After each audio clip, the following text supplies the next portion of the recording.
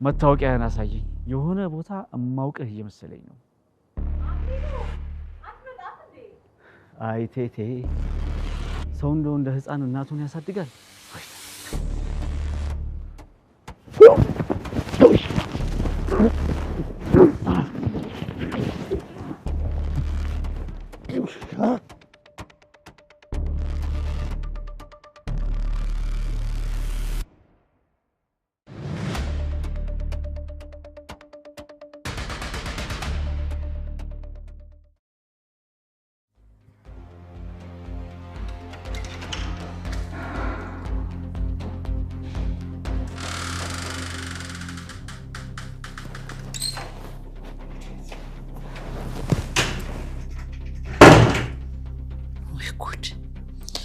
እንደው እቺ ልጅ ለምን ይሁን ስቤት የዘጋባት አይ እናቴ የወለደች ሻላየች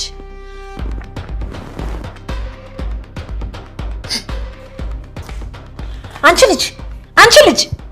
ልጅ እስማ በሞትኩት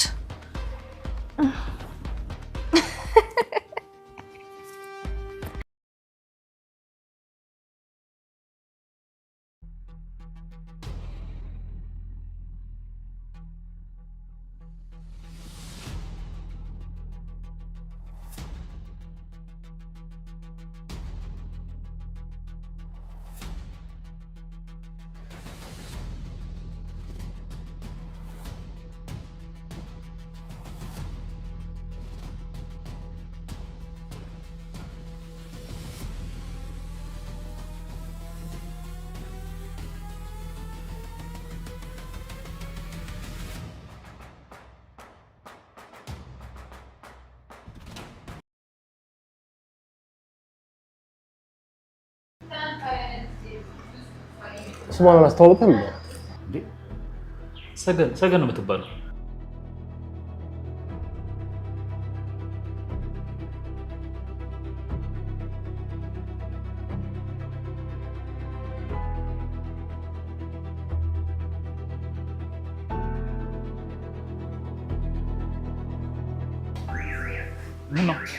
ምን ነው ደነገጥ? አይ የእውነት ስሟ ሰገን ነው? አዎ እንደዛ ብሎ ሲጠራት ነው የሰማሁት። ሄሎ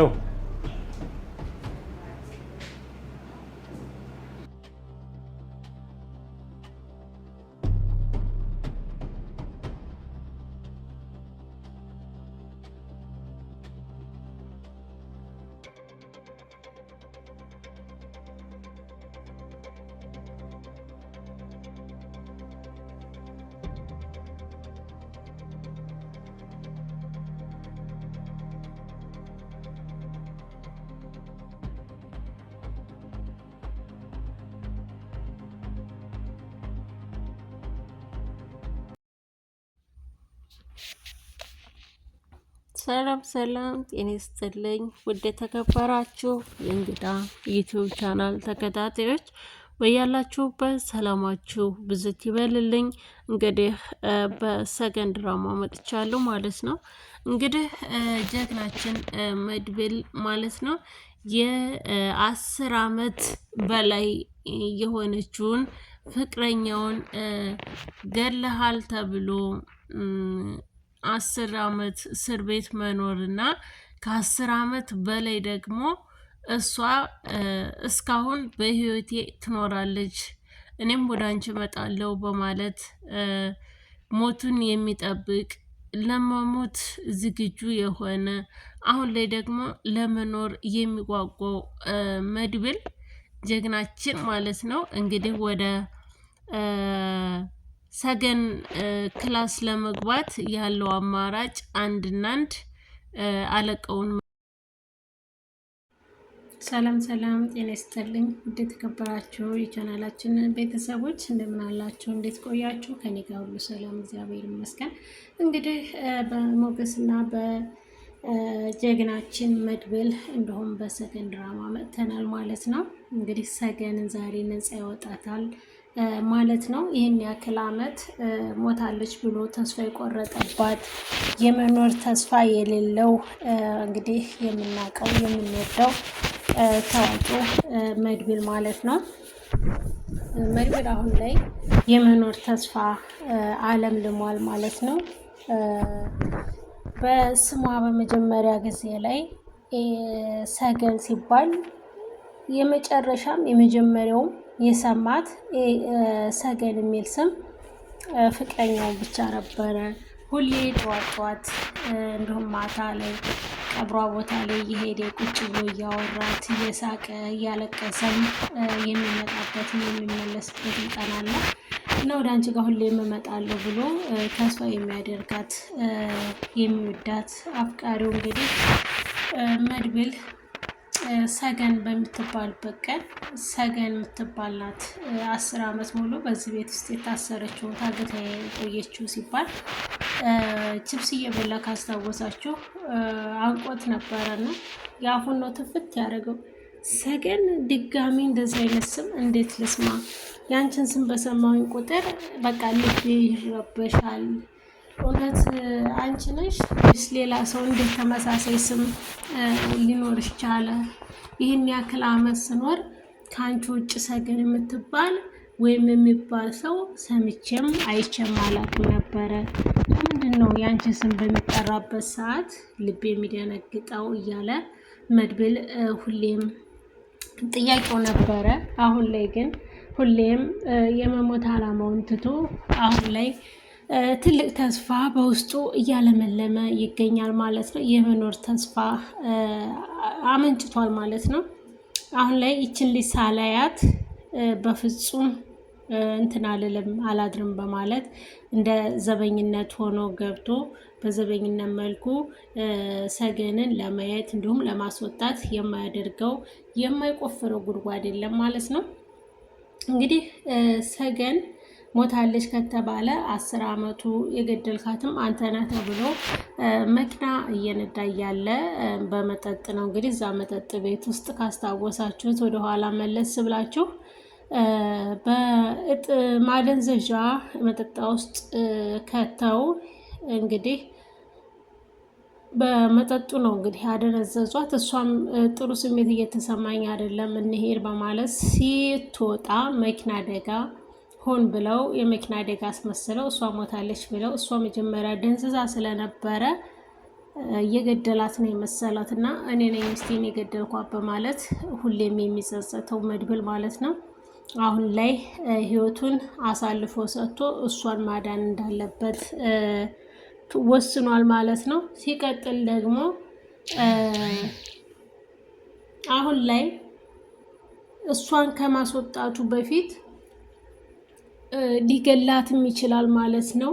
በጣም ተንኮለኛና በጣም ኃይለኛ ሰው ነው ማለት ነው። እንግዲህ እና ሄቶ ልታግዛቸው ትችላለች የሚልም ሀሳብ ሊኖረን ይችላል። ምክንያቱም እሱ በጣም ኃይለኛና የማይተኛ የማያንቀላፋ ሰው ነው። እንግዲህ መድብል አንገቱን ከኋላው ንቅ አድርጎ ይዞታል። እስኪ እንግዲህ ምን እንደሚፈጠር አብረን እናያለን። ድል ለመድብል ማለት ነው። እርግጠኝነት ይዟት እንደሚወጣ እንጠራጠርም ያደርገዋል ማለት ነው። ውድ የተከበራችሁ የቻናላችን ቤተሰቦች ቪዲዮውን ላይክ እና ሰብስክራይብ እያደረጋችሁ ለምትሰጡን ድጋፍና አስተያየት ከልብ እናመሰግናለን። በያላችሁበት ሰላማችሁ ብዝት ይበልልኝ እያልኩኝ ድል ለመድብል እንዲሁም ሞገስም ስላለ እንግዲህ ሽጉጥህን አቀባብለህ ጠብቀኝ፣ እኔ ማንነቴን ጥርጣሬ ካደረበት ወደውኑ ነው እምገጥመው። ስለዚህ ወደ ኋላ አላፈገፍግም።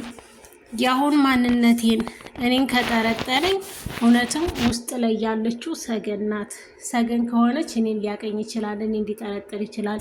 ሌላ ሰገን ከሆነች ነው እንጂ እኔ የኔን ሰገን ከሆነ በእርግጥ ያልቃት እኔን ሊጠረጥርና እሱ ነው ብሎ ሊያስብ ይችላል። ስለዚህ ያለኝ አማራጭ እኔን ከጠረጠሪ ፊት ለፊት እገጥመዋለሁ፣ ሽጉጥህን አቀባብለህ ጠብቀኝ በማለት ከሞገስ ጋር ተነጋግረዋል ማለት ነው።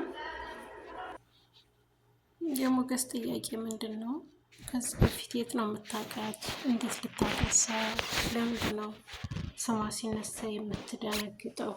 እርግጠኛ ያንተ ፍቅረኛ ሰገን ልትሆን ትችላለች ወይ? እንዴት ሊሆንስ ይችላል? በማለት ሀሳቡን ግልጽ አድርጎ ተናግሯል ማለት ነው።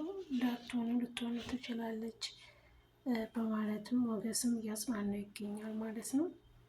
10 ዓመት ታስራ 10 ዓመት እየተገረፈች እየተመታች እንዴት ይሄን ያክል ውበቷ በጣም ቆንጆ ናት፣ ውበቷ አልረገፈም ምናምን በማለት እውነቱን ነግሮታል።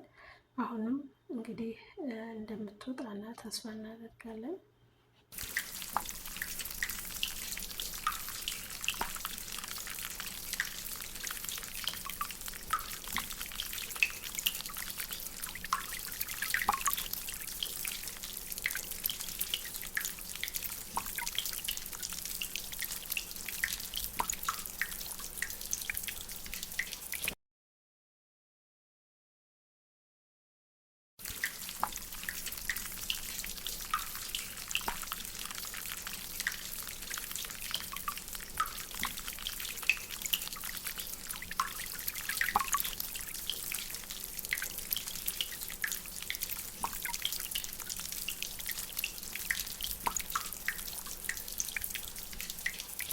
ሁሌም አበባ ይዞ ሞታለች ብሎ ተስፋ የቆረጠ ሰው መቃብሯ ላይ እንደዚህ ቁጭ ብሎ እያለቀሰ ይህን ያክል 10 ዓመት መጠበቅ ቀላል አይደለም ማለት ነው።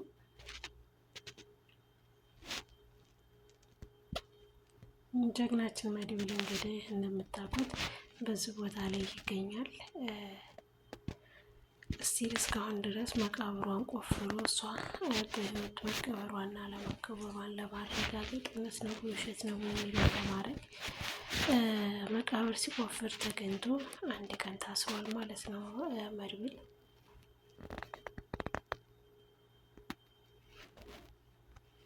ውድ የተከበራችሁ የቻናላችን ቤተሰቦች ቪዲዮ ላይክ እና ሰብስክራይብ አድርጉ። ቀጣይ በሌላ ፕሮግራም እስከምንገናኝ ሰላማችሁ ብዝት ይበልልኝ። እንግዲህ እንደዚህ ወጥታ በነፃነት የምትራመድበት የምትሄድበት ፀሐይንም ብርሃንንም አየርንም የምትስብበት ቀን ይመጣል ማለት ነው። ሰገን እንግዲህ የድራማው ዋናዋ አክት ስለሆነች አትሞትም ብለን ተስፋ እናደርጋለን።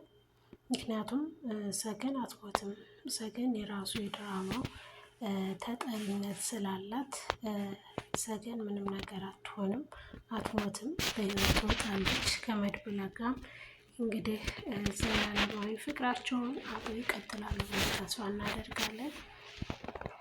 ውድ የተከበራችሁ የቻናላችን ቤተሰቦች ቪዲዮን ላይክ እና ሰብስክራይብ አድርጉ። በያላችሁበት ሰላማችሁ ይብዛልኝ። ወዳችኋለሁ፣ አከብራችኋለሁ። ሰላማችሁ ከእናንተ ጋር ይሁን።